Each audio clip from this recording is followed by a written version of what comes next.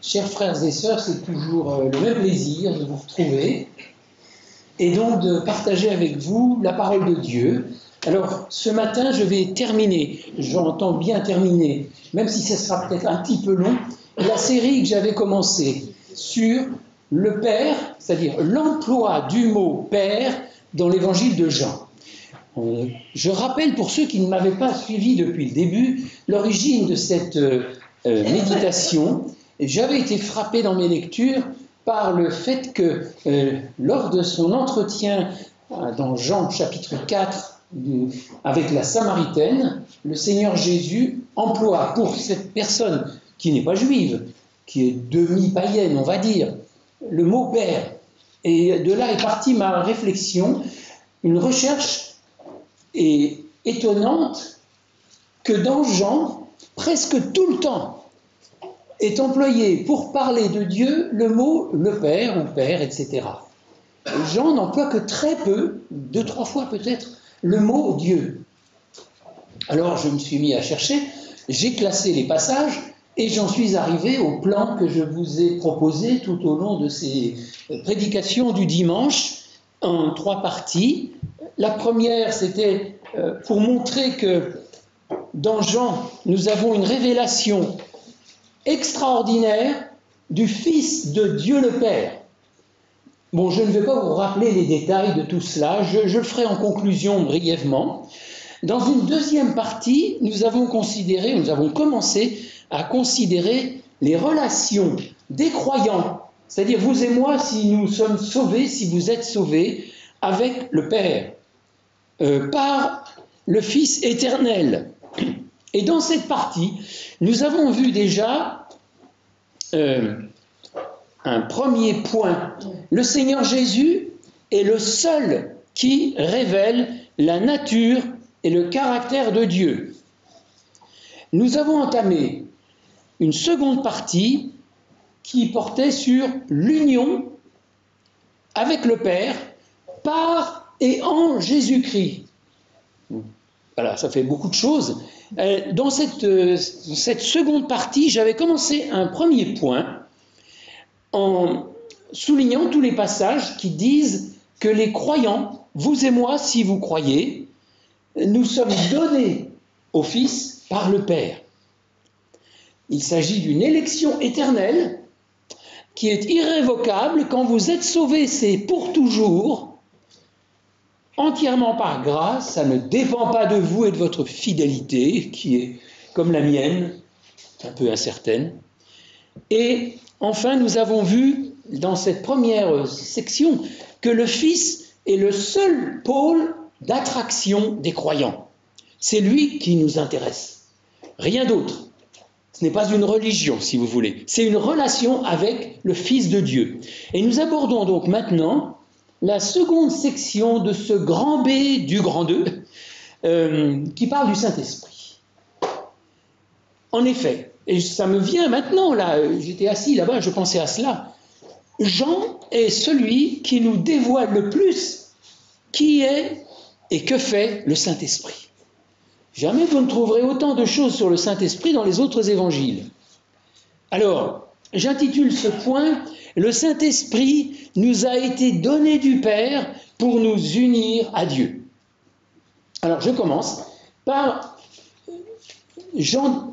Je vous rappelle donc, ma méthode, c'est de ne m'intéresser d'abord qu'aux versets dans lesquels on trouve le mot « le Père » ou « Père », n'est-ce pas? Bien sûr, j'apporte d'autres passages pour les éclairer parfois. Alors, je commence par Jean 10, 29, qui est une magnifique déclaration fondamentale pour notre foi du bon berger, qui dit ceci. Alors, je vais peut-être commencer au verset 27 de Jean 10. « Mes brebis entendent ma voix, je les connais et elles me suivent. Je leur donne la vie éternelle et elles ne périront jamais. » Ne périront jamais. Et personne ne les ravira de ma main. Mon Père, et c'est là que se trouve le mot Père, n'est-ce pas, qui me les a donnés, est plus grand que tous, et personne ne peut les ravir de la main de mon Père. Bien-aimés, si vous êtes dans la main de Dieu, y a-t-il un être, y a-t-il une personne qui peut obliger Dieu à vous lâcher, à faire pression sur lui pour qu'il vous abandonne? C'est clair, nous avons une déclaration magnifique pour la foi. Nous sommes désormais dans la main de Dieu, et vous avez vu qu'il y a ces deux mains, si vous voulez bien. Dans le verset 28, il s'agit de la main du Fils, et dans le verset 29, il s'agit de la main du Père. Alors, je donne une image qui vaut ce qu'elle vaut. Peut-être s'agit-il de deux mains qui forment un coffre dans lequel nous sommes protégés. Ça vous fait penser à Romains 8, versets 38 et 39, que je ne vous lirai pas, faute de temps.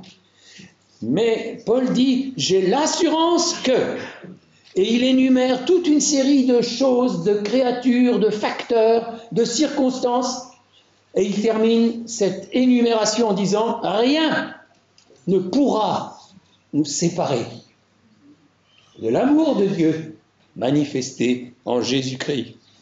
Voilà la fondation de notre foi, un salut éternel. Personne ne peut nous ôter de la main de Dieu et de la main de son Fils unique.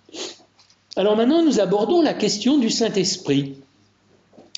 Je vais commencer au chapitre, c'est les chapitres 14, 15 et 16 qui en sont remplis, et c'est pourquoi j'ai dit qu'il y a une extraordinaire présentation du Saint-Esprit dans Jean. Donc Jean 14, verset 16. Et moi, dit-il, je prierai le Père, et il vous donnera un autre consolateur. Alors pourquoi un autre consolateur? Parce que quand le Seigneur Jésus était là physiquement présent avec eux, c'était lui leur consolateur. Il les protégeait, les encourageait, les réconfortait, il les enseignait. Il va partir. Donc il dit que le Père leur enverra un autre consolateur pour qu'il soit, c'est le verbe être en grec, pour qu'il soit éternellement avec vous. Donc vous voyez, quand le Saint-Esprit vous a été donné, c'est éternel, ça n'est pas passager, ce n'est pas à éclipse, c'est éternellement que le Saint-Esprit est venu habiter en vous. Nous allons voir une autre dimension dans un moment sur la question du baptême dans le Saint-Esprit. Je n'en dirai qu'un mot, bien sûr. Et alors vous voyez qu'il le dit au futur, il vous donnera. Et donc acte 2, pour compléter cette pensée, qui ne contient pas le terme le Père, acte 2, 33, et si, je vous dis une bêtise, il y a justement le Père dedans, dans acte 2, 33. Alors il est question de Jésus, notre Sauveur, élevé par la droite de Dieu. Donc il a été crucifié, abaissé, et il est descendu dans le séjour des morts. Puis il est ressuscité d'entre les morts, il est apparu vivant, et il a été élevé par la droite, c'est-à-dire la main droite de Dieu. Par la droite de Dieu, il a reçu du Père le Saint-Esprit qui avait été promis, et il l'a répandu, comme vous le voyez et l'entendez. C'est fait. Il n'y a plus d'effusion du Saint-Esprit maintenant. Elle a eu lieu une fois pour toutes. Et vous êtes dans l'Esprit Saint, baptisés dans le Saint-Esprit, dès que vous croyez, dès que vous êtes nés de nouveau. En Jean 17, il y a encore quelque chose qui va dans la même direction. C'est moins clair. Si vous voulez, l'Esprit n'est pas mentionné. Verset 11, « Je ne suis plus dans le monde ». Bon, il dit, c'est comme s'il était parti déjà, n'est-ce pas? Pour lui, l'œuvre est faite. Dans sa décision, dans son cœur, c'est fait. « Je ne suis plus dans le monde et ils sont dans le monde. Et je vais à toi. Père Saint, garde-les en ton nom que tu m'as donné, afin qu'ils soient un comme nous. Et comment Dieu garde-t-il les siens par le Saint-Esprit » Verset 22 aussi. « Je leur ai donné la gloire que tu m'as donnée, afin qu'ils soient un comme nous sommes un. » Nous avons là, certainement, entre autres choses, une évocation du baptême dans le Saint-Esprit. La gloire de Dieu est venue baptiser l'Église en un seul corps, dans le Christ, et nous sommes ainsi par Christ en Dieu. Jean 14, 20. Je vous fais lire beaucoup de versets, parce que c'est ma recherche qui m'a conduit ainsi. Verset 20, donc de Jean 14. En ce jour-là, vous connaîtrez que je suis en mon Père, que vous êtes en moi et que je suis en vous. Comment sommes-nous dans le Père et en Christ, alors que nous sommes ici assis individuellement séparés sur des chaises distinctes? Comment sommes-nous en même temps en Dieu et dans le Christ? Par le Saint-Esprit, par le baptême dans le Saint-Esprit, nous avons tous, 1 Corinthiens 12, 13, nous avons tous en effet été baptisés dans un seul esprit pour former un seul corps. Ici, il y a la diversité des personnes distinctes, et nous sommes des personnes qui resteront bien des individus, mais nous sommes en même temps le corps de Christ. Ensuite, et alors, nous ne sommes en Dieu que par la médiation, c'est-à-dire l'intermédiaire du Seigneur Jésus. Hein. D'ailleurs, où est-ce qu'il dit? Voilà, c'est là, il vient de dire, n'est-ce pas, que je suis en mon Père, il n'y a pas de doute là-dessus, que vous êtes en moi, oui, vous êtes incorporés en Christ à partir du moment où vous avez cru et vous êtes nés de nouveau, et que je suis en vous, par le Saint-Esprit. Bien, alors je continue. Il n'est pas question... Alors, il y a eu une déviation théologique qui a eu lieu dans l'histoire de la chrétienté, c'est particulièrement dans l'Église orthodoxe d'Orient. Les théologiens ont conclu de ces choses que nous devenons Dieu. C'est-à-dire que nous sommes, alors progressivement j'imagine, enfin je n'ai pas les détails, que nous sommes divinisés. Non, en aucun cas. Il y a les hommes, c'est nous, il y a Dieu, et il y a un seul médiateur dans lequel nous sommes, et qui est en Dieu, c'est notre Seigneur Jésus. Nous ne devenons pas des dieux, nous ne perdons pas notre humanité, nous restons des hommes, avec évidemment nos limitations, et nous les aurons à perpétuité. Nous resterons des hommes, mais nous contemplerons Dieu dans sa gloire, comme ses fils et ses filles bien-aimés. Jean 14, 26. Mais le consolateur, l'Esprit Saint, que le Père enverra en mon nom, vous enseignera toutes choses et vous rappellera tout ce que je vous ai dit.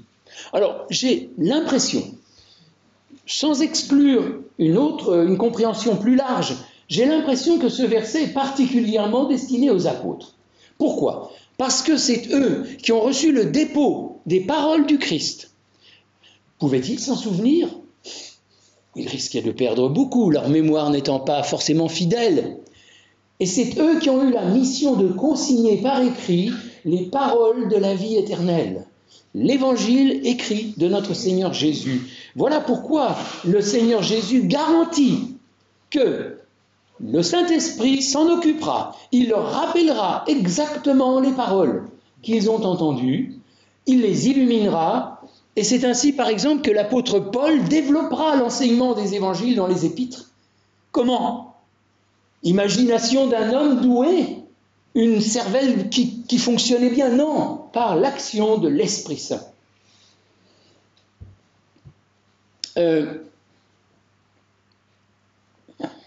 Donc, ici est garantie par le Seigneur Jésus lui-même la certitude des Écritures dont nous disposons. Il n'y a pas d'erreur dans les Écritures. Alors je parle ici de l'original, et bien entendu, nos traductions sont aussi fidèles que possible, mais il s'agit bien d'une inspiration dans l'original. Les Écritures sont absolument fiables, elles ont été scellées, cautionnées, garanties, protégées par l'Esprit Saint quand elles ont été écrites et transmises ensuite. Jean 15, 26 et 27. Un autre aspect maintenant sur le témoignage. Quand sera venu le Consolateur, c'est toujours le Saint-Esprit, vous le savez, que je vous enverrai de la part du Père. Vous voyez, hein, il a reçu du Père l'Esprit Saint, acte 2, 43, et il l'a donné à l'Église. Que je vous enverrai de la part du Père. l'Esprit de vérité qui vient du Père, tout procède du Père, il est la source éternelle de tout. Le Fils est engendré éternellement, mais engendré du Père. Le Saint-Esprit procède, oui, on dit théologiquement, il y a un mot qui est employé, que je vous livre, mais n'en faites pas un problème. Il est spiré, comme spirit, en anglais, si vous voulez, comme esprit. Il est spiré, le Saint-Esprit est spiré du Père et du Fils. Donc l'Esprit de vérité qui vient du Père, il rendra témoignage de moi, et vous aussi vous rendrez témoignage parce que vous êtes avec moi dès le commencement. Alors c'est encore une fois assez ciblé sur les apôtres, mais pourquoi l'exclure? Pourquoi exclure que ça ne nous concerne pas? L'Esprit Saint est le moteur du témoignage. C'est parce que nous avons l'Esprit de Dieu que nous témoignons, que nous désirons parler du Christ, que nous désirons le faire connaître.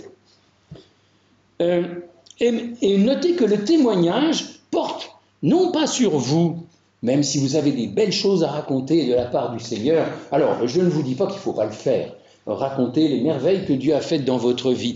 Mais, vous savez, on a tendance facilement à tourner autour de soi. Parlons de celui qui nous a délivrés. Parlons du Fils. Parlons du Christ, le Seigneur Jésus et ses perfections. Alors, nous arrivons maintenant à la vigne. Alors, vous voyez, je reviens un peu en arrière, parfois, ne vous étonnez pas.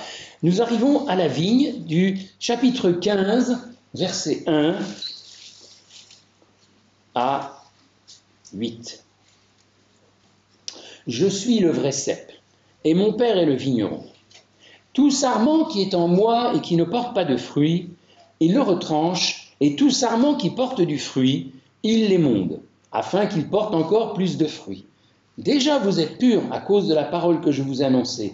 Demeurez en moi, et je demeurerai en vous. Comme le sarment ne peut de lui-même porter du fruit s'il ne demeure attaché au cep, ainsi vous ne le pouvez pas non plus si vous ne demeurez en moi. Je suis le cep, vous êtes les sarments. Celui qui demeure en moi et en qui je demeure porte beaucoup de fruits, car sans moi vous ne pouvez rien faire. Si quelqu'un ne demeure pas en moi, il est jeté dehors, comme le sarment, et il sèche. Puis on le ramasse, on le jette au feu, et il brûle. Si vous demeurez en moi, et que mes paroles demeurent en vous, demandez ce que vous voudrez, et cela vous sera accordé. Si vous portez beaucoup de fruits, c'est ainsi que mon Père sera glorifié, et que vous serez mes disciples. Vous voyez cette image à la fois magnifique et troublante de la vigne. Nous sommes greffés en et sur Christ. Le Père est le maître vigneron, il s'occupe de la vigne. Et nous recevons du Seigneur Jésus la vie divine, la vie éternelle, qui continue de se déverser en nous et qui normalement devient de plus en plus abondante, c'est-à-dire devient de plus en plus riche et heureuse, si vous voulez, dans notre expérience. Le Père a toute autorité, et alors il y a bien entendu ici cette question de l'émondage. Je ne vais pas la traiter, je ne vais pas l'expliquer en détail, mais simplement j'affirme, avec force, qu'il n'est pas possible que l'émondage, c'est-à-dire la coupe de sarments qui ne portent pas de fruits, signifie pour ces derniers la perte de la vie éternelle. C'est pas possible. Nul ne vous ravira de ma main. Il n'a jamais été dit par le Seigneur Jésus, je vous garde dans ma main, ou vous êtes dans la main de mon Père à condition que. Non. Donc, ici, l'émondage, c'est autre chose. Alors, je donne une piste, au moins, non, deux pistes, excusez-moi. Dans Ézéchiel 15, vous regarderez pour vous-même, il y a un petit texte du prophète qui dit « À quoi sert un sarment ? Si ce n'est à donner du fruit. S'il ne sert pas à donner du fruit, il n'est bon à rien. On peut peut-être en tirer, je ne sais même pas s'il dit on peut en tirer une pièce de bois. Non, je ne crois même pas. Il dit il n'est bon qu'à être jeté au feu. Première piste. Deuxième piste, les passages redoutables de 1 Corinthiens 3 sur le fait que l'œuvre de chacun sera passée au feu. Et à la fin, il est dit que même quand quelqu'un a toute son œuvre tout ce qu'il a fait dans sa vie chrétienne brûlé pour lui. Il sera sauvé, mais comme au travers du feu. Je pense que c'est dans cette direction-là, de ces deux textes, et d'autres encore, que nous trouvons l'explication de l'émondage et du rejet des sarments qui servent à rien, parce qu'ils ne portent pas de fruits. J'arrive à mon troisième point dans cette partie B, qui est l'amour dans l'obéissance. Nous aimons dire et entendre dire qu'on aime le Seigneur, c'est vrai. Mais le Seigneur Jésus a montré de manière très forte et répétée comment se traduit ou se manifeste notre amour pour lui et pour le Père. Jean 14, 21. Celui qui a mes commandements et qui les garde, c'est celui qui m'aime. Vous avez entendu ? Celui qui m'aime sera aimé de mon Père, je l'aimerai et je me ferai connaître à lui. Alors, entendez bien que ce passage ne veut pas dire que Dieu ne vous aime qu'à la condition que vous obéissiez, puisqu'il nous est dit que Dieu a tant aimé le monde qu'il a donné son Fils, afin que quiconque croit en lui, etc., Jean 3,16, qu'il est dit que Dieu nous a aimés d'un amour éternel, avant même que nous soyons conçus, que nous naissions. Donc, il s'agit de cet amour régulier, constant, que Dieu déverse sur nous. Et cet amour contient, il y a un aspect inconditionnel, n'est-ce pas ? Dieu nous aime inconditionnellement, nous ayant racheté à un prix si grand, mais il y a un aspect conditionnel aussi. Cet amour de Dieu se développe et croît, nous le ressentons et nous en jouissons de plus en plus à la mesure que nous obéissons. Et regardez, celui qui a mes commandements et qui les garde, c'est celui qui m'aime sera aimé de mon Père, je l'aimerai et je me ferai connaître à lui. Bien-aimé, et je m'adresse ici plutôt à ceux qui commencent leur vie dans la foi. Si vous voulez connaître Dieu, obéissez. Il y a une pensée très célèbre qui a été formulée au Moyen-Âge, bon, c'est dit en latin, mais je vais la traduire en français. Je crois afin de comprendre. Commencez par croire et à obéir. Vous allez comprendre de mieux en mieux Dieu par la suite. Mais commencez par obéir. Et vous noterez que c'est par l'amour pour le Fils que tout se manifeste. Et l'amour pour le Fils, c'est l'obéissance à ses commandements. Alors, c'est très encourageant, et je vous assure, avec le recul que me donnent des décennies de vie chrétienne, je peux vous dire combien on peut voir cette croissance de la connaissance de Dieu au fur et à mesure qu'on obéit. Et si vous êtes bloqué dans votre connaissance de Dieu, cherchez, il y a certainement quelque part une désobéissance, une situation dans laquelle vous êtes, que vous ne voulez pas régler, ou sur laquelle vous ne voulez pas obéir, ou tout simplement peut-être une habitude que vous avez, un trait de caractère que vous manifestez qui est détestable, sur lequel vous êtes indulgent, ou que vous vous permettez, en vous disant peut-être « je suis comme ça, on ne me changera pas ». Vous voyez, là c'est déjà un point de désobéissance, puisque le Seigneur justement veut vous délivrer de vos traits de caractère. Pas de votre personnalité, mais de ces traits de caractère détestables que sont la colère, l'irritation, la jalousie, la rancune, etc. etc.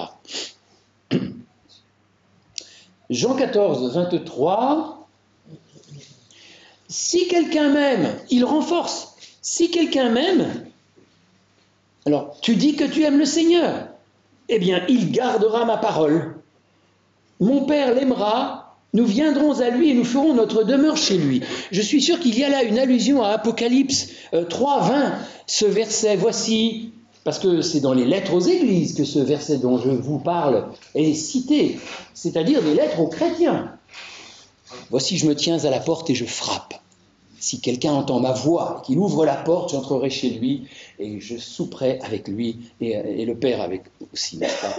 Eh bien, c'est cela dont il est question. Ce verset que je viens de citer, Apocalypse 3, 20, qu'on emploie pour annoncer l'Évangile, pourquoi pas ? Mais c'est d'abord un verset qui parle de nos relations de chrétiens avec le Seigneur. Ouvrons la porte, obéissons. Et vous voyez le résultat, Dieu le Père et Dieu le Fils se tiennent en nous par le Saint-Esprit, les trois personnes de l'être divin, et sont à l'aise. Je l'aimerai, dit-il, et je me ferai connaître à lui. Voulez-vous connaître mieux le Seigneur? Obéissez déjà à ce que vous connaissez. Obéissez à ce qu'il vous a demandé. Le temps avance terriblement vite. Jean 12, 26, je vais vous lire 2-3 passages de Jean 12 qui parlent maintenant de ce mode de vie avec le Seigneur. Jean 12, 26. Je commence au 25. Celui qui aime sa vie la perdra. Aimer sa vie, c'est le modèle, c'est le slogan, si vous voulez, que le monde vous propose. Le monde vous dit, il n'y a qu'une chose intéressante, c'est de faire ce dont tu as envie. C'est de te réaliser. Ne laisse pas les autres te priver de ta liberté. Choisis comme tu l'entends, et etc., etc. C'est ça, aimer sa vie. Le grec, d'ailleurs, emploie le mot âme, ici, n'est-ce pas? Chérir son âme, son moi. Celui qui aime sa vie la perdra. Si nous vivons pour satisfaire nos désirs et nos envies, si nous vivons centrés sur notre moi, nous perdrons tout. Nous n'importerons rien. Celui qui est sa vie. Alors, cette image très forte semble nous dire qu'il nous faut nous suicider. Non, simplement, c'est ce que le monde va nous dire. Oh, tu es chrétien, tu suis le Christ. Tu ne fais pas ci et ça que nous nous permettons. Tu as une vie... étriqué, appauvri. Tu vis pas vraiment, tu peux pas t'éclater, etc., etc. Vous connaissez ces slogans. Eh bien, c'est ce que le Seigneur Jésus nous propose. Celui qui hait, qui déteste, en fait. Alors, c'est encore une fois une image. Qui déteste sa vie dans ce monde, la conservera pour la vie éternelle. Si quelqu'un me sert, qu'il me suive. Il ne dit pas, si quelqu'un me sert, qu'il fasse ceci et cela. Qu'il me suive. C'est-à-dire, Seigneur, je te suivrai où tu veux. Comme il l'a dit à Pierre dans Jean 21. Toi, que t'importe l'autre, toi, suis-moi.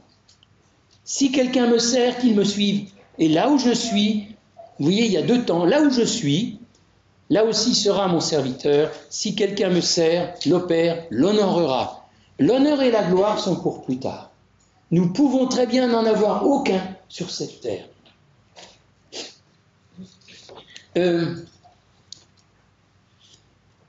Qu'ai-je encore à vous citer? Jean 16, 26 et 27.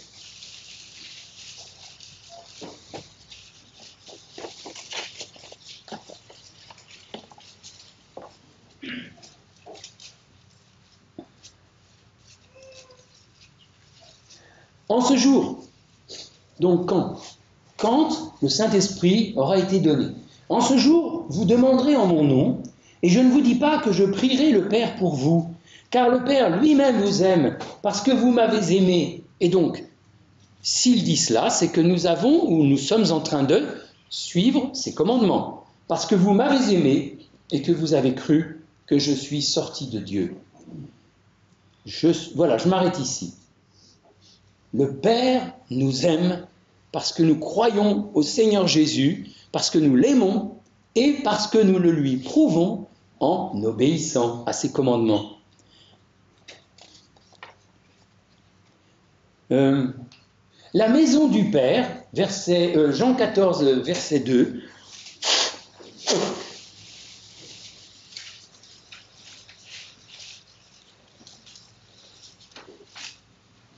Il y a plusieurs demeures dans la maison de mon Père. Si cela n'était pas, je vous l'aurais dit, je vais vous préparer une place. Nous avons une place, chacun, qui est préparée par le Seigneur Jésus dans la période où nous sommes, c'est-à-dire entre son ascension et son retour. Il est en train de nous préparer une place. Nous avons place dans la demeure, la maison de Dieu. Je n'en dis pas plus. Jean 17, 24. Père, je veux que là où je suis, ce que tu m'as donné soit aussi avec moi, afin qu'ils voient ma gloire, la gloire que tu m'as donnée parce que tu m'as aimé avant la fondation du monde. Voilà ce que nous verrons pour l'éternité. La gloire du Fils qui a été aimé avant la fondation du monde, qui est le Dieu créateur et qui est notre Sauveur merveilleux, plein de tendresse et de miséricorde.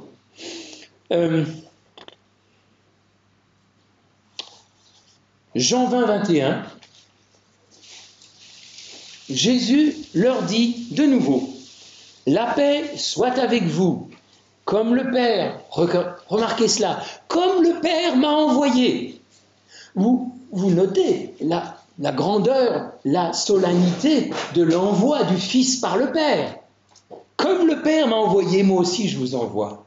Autrement dit, nous sommes ses représentants maintenant sur la terre. C'est par nous, et exclusivement par nous, puisque, en gros, Dieu ne fait plus de miracles comme il les faisait par les mains de son Fils unique, ou quand les apôtres étaient encore, quand les apôtres n'avaient pas encore rédigé l'Écriture sainte, Dieu faisait des miracles pour prouver que tout cela était vrai, que le Christ était bien son Fils.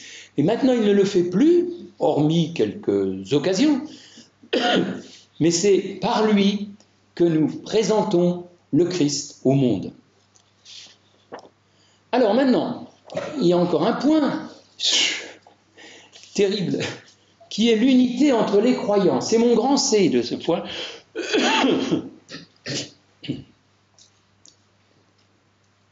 L'unité entre les croyants, c'est quelque chose d'incroyable, enfin d'inimaginable. Jean 17, 21, je vais vite. Pardon.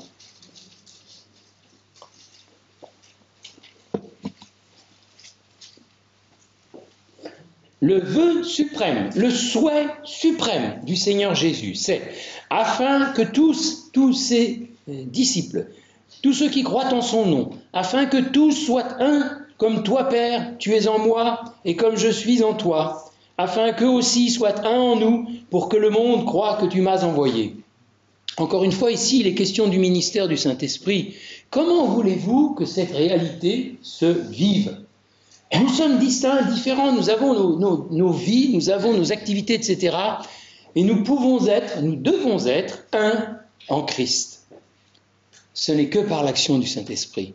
Et chaque fois que nous pensons à cela, et à nos relations les uns avec les autres, dans l'Église, pensons que nous ne sommes pas au niveau, que nous ne sommes pas à la hauteur de ce que demande et désire le Fils. Il y a tellement encore à transformer dans nos cœurs pour que notre unité soit celle-là. Alors je vais vous faire part d'une pensée qui m'a beaucoup encouragé, qui nous a été apportée la semaine passée à Poissy par un frère, et qui se trouve dans la deuxième épître de... Attendez, j'espère. Où est-ce que c'est ? Voilà, c'est 1 Pierre 4. C'est une exhortation à l'amour, et ça va donc directement en relation avec ce que je suis en train de vous dire. L'apôtre Pierre dit aux croyants, dans la perspective des temps de la fin, où nous sommes, il n'y a pas l'ombre d'un doute, avant tout, ayez les uns pour les autres un ardent amour. Très bien. Et vous avez après cette chose étonnante, car l'amour couvre une multitude de péchés. Quel rapport ? Et le frère a éclairé ça magnifiquement, il a dit, mais bien aimé, quand nous apprenons à vivre ensemble, qu'est-ce qu'on voit le plus facilement et en premier ? C'est les péchés d'autrui, avant de voir les nôtres. C'est les péchés d'autrui. Et donc l'amour fraternel, c'est le pardon. C'est le support. C'est la compassion pour les faiblesses d'autrui. Combien ça nous aide ? Avoir un ardent amour se traduit par le fait que nous pardonnons. Nous nous pardonnons les uns aux autres, nous nous supportons en nous disant que oui, tel frère, telle sœur m'énerve pour ceci et cela, mais par ailleurs, je vois ça chez lui, et ça me manque, et c'est un bel exemple que je dois suivre. Apprenons à apprécier l'œuvre de Christ dans les autres, et à pardonner leurs péchés, en espérant qu'ils nous pardonneront les nôtres que nous ne voyons pas. Bon, je crois que j'en ai dit assez. sur ce point. Il y a un dernier verset dans Jean 17, 25 qui m'a frappé. Il parle de son Père comme en disant « Père juste ». Jean 17, 25. « Père juste, le monde ne t'a pas reconnu, mais moi je t'ai connu et ceux-ci ont connu que tu m'as envoyé. » Pourquoi Père juste? Il aurait pu se dispenser de donner cette qualification à son Père bien-aimé. Mais c'est parce que Dieu est la justice. Et dans ce monde, nous allons être ceux qui manifestent la justice de Dieu. La justice dans notre comportement. Il y a une justice que les hommes ne peuvent pas voir, c'est la justification, c'est-à-dire celle que Dieu voit. La justice qu'il nous a attribuée, dont il nous a revêtus en Christ. Le monde ne le voit pas, ça. Mais la justice, il peut la voir dans nos œuvres et dans nos réactions. Et c'est une manifestation de Dieu. Alors, je pense que j'ai terminé cette partie et j'arrive à ma troisième grande partie, qui est la plus courte, je vous rassure, qui est le fait que cette relation de Dieu comme Père, qui a été décrite par Jean, est offerte à tous les hommes. Alors, j'ai deux volets. Premièrement, le tragique rejet du Père par beaucoup d'hommes. Donc d'abord par Israël. Alors je vais aller au chapitre 5 de Jean, où très tôt dans son ministère, le Seigneur Jésus dit aux Juifs qu'ils sont en train de rejeter Dieu. C'est Jean 5, 43. Vous voyez, on est tôt, n'est-ce pas? Je suis venu au nom de mon Père et vous ne me recevez pas. Si un autre vient en son propre nom, vous le recevrez. Alors ça, c'est vrai historiquement partout. Le monde reçoit n'importe quel diseur de bonne aventure, conteur de fables, mais du Seigneur Jésus ne veut pas. Alors Israël, le premier, est terriblement responsable, étant donné ce qu'il a reçu, verset 45. « Ne pensez pas que moi je vous accuserai devant le Père. Celui qui vous accuse, c'est Moïse, en qui vous avez mis votre espérance. Car si vous croyez Moïse, vous me croiriez aussi parce qu'il a écrit à mon sujet. » Alors, où est-ce que Moïse a écrit au sujet du Seigneur Jésus? Bon, d'abord, on peut dire dans toutes les figures qu'il a installées par la loi, les sacrifices, etc., on a des figures de Christ. Mais le texte le plus clair où Moïse parle du Seigneur Jésus sans dire son nom, c'est Deutéronome 18, où il annonce la venue du prophète, avec un grand P. Celui-là, dit-il, et c'est étonnant, vous l'écouterez. Oh, ils n'ont pas écouté. Celui-là, vous l'écouterez, c'est-à-dire, vous devrez l'écouter absolument. C'est la parole finale de Dieu, le Fils. Enfin, le Fils est la parole finale de Dieu. Donc, il leur a annoncé ces choses. Et là, quand le Seigneur Jésus est parmi eux, ils le rejettent. Jean 6, 27,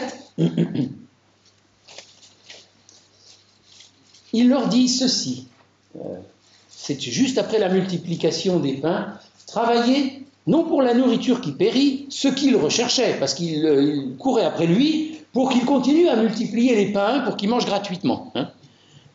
Travaillez non pour la nourriture qui périt, mais pour celle qui subsiste pour la vie éternelle, et que le Fils de l'homme vous donnera, car c'est lui que le Père, que Dieu lui-même, une fois là il emploie le mot Dieu, vous voyez, a marqué de son sceau. Comment le Père, Dieu lui-même, pour que ce soit très clair pour tout le monde, a-t-il marqué le Fils de son sceau? Eh bien, nous pouvons dire qu'il y a deux manifestations. Première, les œuvres. Les œuvres que le Seigneur Jésus a faites sont inimitables, incomparables. Jamais on n'a vu autant de bénédictions venir par la main d'un messager divin. Guérison, multiplication des pains, délivrance des démoniaques, résurrection des morts. Et combien? Nous en avons quelques-unes qui nous sont racontées, sont spectaculaires, particulièrement celle de Lazare. Mais il en a ressuscité beaucoup.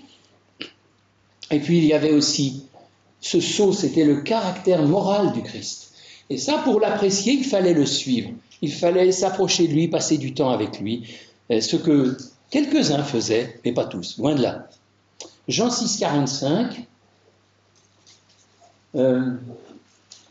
Ainsi, non, il est écrit dans les prophètes, ils seront tous enseignés de Dieu. Donc, cette prophétie a été accomplie, ils ont été enseignés de Dieu, et de Dieu le Fils lui-même. Ainsi, quiconque a entendu le Père et a reçu son enseignement vient à moi. Ils ont eu tout cela, et ils n'ont pas voulu de lui. Et puis, une dernière, je crois que ce sera mon dernier verset, voilà, c'est exact. Jean 8, 19.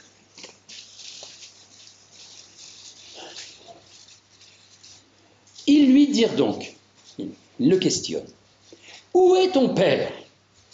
Jésus répondit, vous ne connaissez ni moi ni mon Père. Si vous me connaissiez, vous connaîtriez aussi mon Père.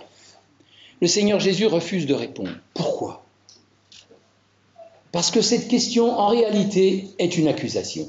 Où est ton Père? Sous-entendu, qu'est-ce que tu nous racontes? Tu nous parles de ton Père qui serait Dieu, blasphémateur. Voilà tout ce qui est contenu dans la question, où est ton Père? Alors que quand Philippe, dans Jean 14, lui dira, Seigneur, montre-nous le Père et cela nous suffit, le Seigneur répond, je suis avec vous tous les jours, et tu ne m'as pas connu, Philippe. Donc vous voyez, les questions des disciples sont chargées d'une autre signification. Ce sont celles que vous pouvez poser au Seigneur. Seigneur, fais-toi connaître à moi. Révèle-toi à moi. Et il répondra. Pas forcément à l'instant que vous faites cette prière, mais je vous assure que si vous avez la soif de le connaître, de mieux en mieux, il va se faire connaître à vous. Alors, les Juifs sont donc pleinement responsables à cause de tout ce qu'ils avaient reçu. Ils n'ont pas voulu de lui, ils l'ont rejeté. Bon, je passe sur Jean 8, 27, et j'arrive à Jean 15, parce que Jean 15, 22, 25, c'est la conclusion, en fait, pour ce qui est du peuple d'Israël. Et j'enchaînerai, aussitôt après, sur le rejet par le monde, maintenant. Jean 15, j'ai dit 22, 25. Hein. Voilà. Si je n'étais pas venu et que je ne leur ai point parlé, ils n'auraient pas de péché. Voyez la miséricorde de Dieu. Le test suprême, c'est que vont-ils faire face au Fils unique? Avant, ils ont, pendant 2 millénaires, ou non, 1400 ans, ils ont désobéi à Dieu. Ils n'ont cessé de l'irriter. Mais là, il leur donne une dernière chance. Il envoie son Fils unique. Que vont-ils faire? Si je n'étais pas venu et que je ne leur ai point parlé, ils n'auraient pas de péché. C'est pourquoi il dira, le Saint-Esprit convaincra le monde en ce qui concerne le péché. 2 points. Le péché parce qu'il ne croit pas en moi. Le péché suprême. Et bien aimé, écoutez-moi, que vous soyez beaucoup ou peu pécheurs, que vous ayez un sentiment de péché qui vous accable, ne vous laissez pas arrêter par cela. Le péché, en ce moment même, c'est de ne pas croire au message de l'Évangile que Jésus a donné sa vie pour votre rédemption, pour votre délivrance. Voilà ce qu'il faut faire, voilà ce qu'il faut croire. Croire en lui, ou alors ne pas croire en lui, c'est le péché qui bloque tout. Et c'est ce qu'on appelle aussi ailleurs le blasphème contre le Saint-Esprit.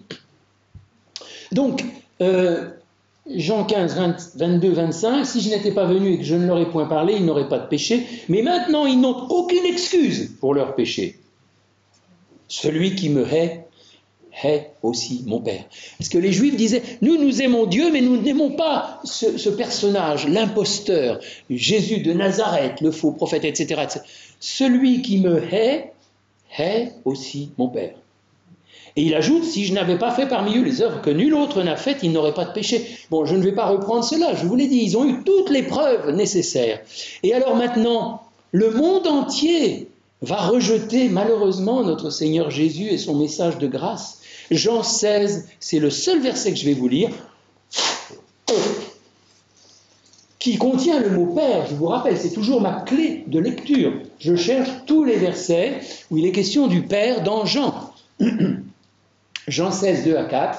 Ils vous excluront des synagogues, et même l'heure vient où quiconque vous fera mourir, il ne s'agit même plus que des Juifs, là, vous voyez, quiconque croira rendre un culte à Dieu. Là, c'est une des rares fois où Jean emploie le mot Dieu. Et ils agiront ainsi parce qu'ils n'ont connu ni le Père, ni moi. Je vous ai dit ces choses afin que lorsque l'heure sera venue, vous vous souveniez que je vous les ai dites. Je ne vous en ai pas parlé dès le commencement parce que j'étais avec vous. Oui, enfin, il l'avait quand même fait, hein, il leur avait dit dans Matthieu 10 qu'il serait persécuté, etc. Mais maintenant, c'est plus solennel, l'heure approche de son départ. Il leur dit, voilà ce qui va vous arriver. Voilà le rejet qu'ils feront du Père en rejetant le Fils. Et qui rejette-t-il? Les disciples. Donc attendez-vous, comme moi, attendons-nous à être persécutés. C'est normal. Le monde croira, enfin aujourd'hui, je ne sais pas si c'est d'actualité, rendre un culte à Dieu. Mais ils ne connaissent ni le Père, ni le Fils. Et alors, j'arrive maintenant à la merveilleuse offre de salut faite à la Samaritaine, par laquelle j'avais commencé, si vous voulez, dans un certain sens.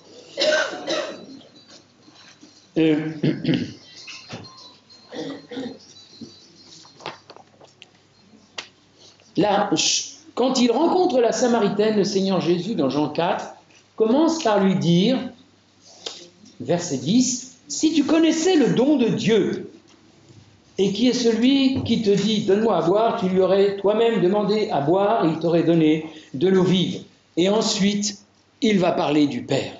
Donc à cette femme qui ne connaît pas, on ne peut pas dire qu'il ne connaît rien à la loi et aux choses de l'Ancien Testament, puisque les Samaritains, c'est un mélange de convictions païennes et de l'Ancien Testament. Mais elle est quand même, elle n'est pas aussi éclairée qu'une juive. Et à cette femme, le Seigneur Jésus dit, le Père, hein, verset 21, je crois que c'est la première fois qu'il emploie ce mot. Ouais, je pense. Femme lui dit, Jésus, crois-moi, l'heure vient où ce ne sera ni sur cette montagne. Vous voyez, il rejette l'ancien système judaïque, ni à, ça c'est la montagne des Samaritains, pardon, ni à Jérusalem. Il rejette le système judaïque, que vous adorerez le Père. Voilà le privilège qui lui a été accordé à cette femme de découvrir Dieu comme Père. Alors, ceci est pour le but suivant, verset 23, « Mais l'heure vient, et elle est déjà venue, où les vrais adorateurs adoreront le Père en esprit et en vérité, car ce sont là les adorateurs que le Père demande. » Et il rajoute, « Dieu est esprit », c'est une définition, disons, théologique, Dieu est esprit, et il faut que ceux qui l'adorent, l'adorent en esprit et en vérité. Voilà notre position. La Samaritaine a été l'une des premières dans l'histoire à découvrir ce merveilleux mystère, puisque vous savez qu'elle s'est convertie à ce moment-là, comme nous le disons, qu'elle est allée dans son village et elle a dit « mais j'ai rencontré le Christ ». Et tous les Samaritains, enfin les gens de sa ville, vont croire. Donc c'est une des toutes premières converties hors des Juifs, n'est-ce pas? Voilà le privilège qui lui a été fait. Voilà le privilège qui est aussi le vôtre, qui vous est possible ce matin. Rencontrer Dieu comme Père, par le Fils unique, croire dans son œuvre parfaite et être délivré, et pouvoir ensuite l'adorer. Alors ma conclusion est un résumé de tout cela. Jean utilise de manière extrêmement prépondérante le terme de Père, d'abord pour parler de Dieu, en ce qu'il révèle le Fils unique, en ce qu'il révèle l'être intime de Dieu, l'intimité entre le Père, le Fils et le Saint-Esprit, l'amour éternel, etc., que nous avons examiné au travers de nombreux passages. Et enfin, la parfaite obéissance du Fils, qui s'est entièrement donné à la volonté de son Père. Et deuxièmement, l'emploi du terme Père dans Jean nous montre que le Père ne se révèle que dans le Fils. Vous ne connaîtrez Dieu que par le Seigneur Jésus. Tous les croyants, si vous voulez le devenir, ont été donnés au Fils par le Père, sont habités par le Saint-Esprit et unis en lui en un seul corps. Et enfin, cette offre de Dieu n'est pas réservée à Israël, mais elle est offerte à tous les hommes. Autrement dit, sans aucune exclusive. Donc dans cette salle, si c'est votre cas, si vous n'êtes pas réconcilié avec Dieu, vous pouvez l'être maintenant. Dieu a tant aimé le monde qu'il a donné son Fils unique, afin que quiconque croit en lui ne périsse point et qu'il ait la vie éternelle. Je prie.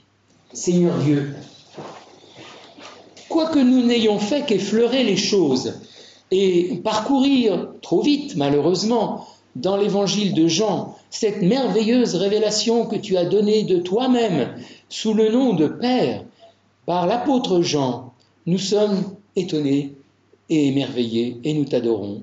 Oui, tu nous as aimés d'un amour éternel, ne considérant pas notre folie, nos péchés, notre révolte, tu as voulu nous faire grâce et tu as envoyé au temps marqué ton unique, ton bien-aimé, le Fils chéri, qui est toujours avec toi de toute éternité, afin qu'il soit mis à mort à notre place. Merci pour ce salut qui a été réalisé, qui est accompli. Nous y entrons par la seule foi, sans aucun mérite, et nous te prions que, ici, si quelqu'un n'est pas encore en Christ, il entre, il se saisisse de ta grâce qui lui est donnée. Amen.